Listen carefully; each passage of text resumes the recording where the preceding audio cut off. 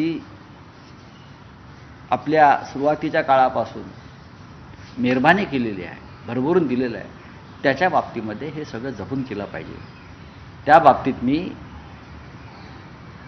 छगन भुजबळ आणि ते पथ्य पाळलं होतं.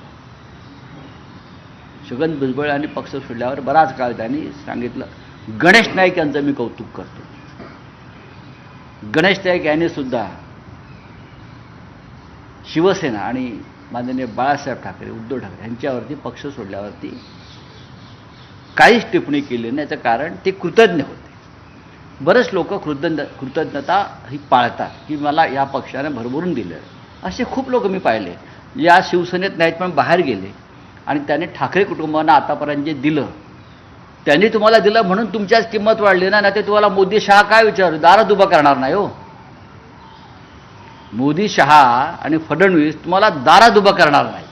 मला माहिती आहेत ना त्यांची नियत काय आहे. ती शिवसेना फोडण्याची तुमचं क्षमता होती म्हणून त्यांनी तुम्हाला जवळ केलं.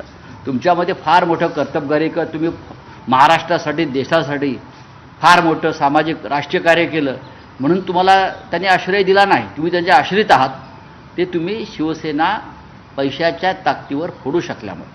सरपंच संतोष देशमुख हत्या प्रकरणामध्ये 3 आरोपींनी कबुली दिली की आम्हीच हत्या केली. वाल्मिक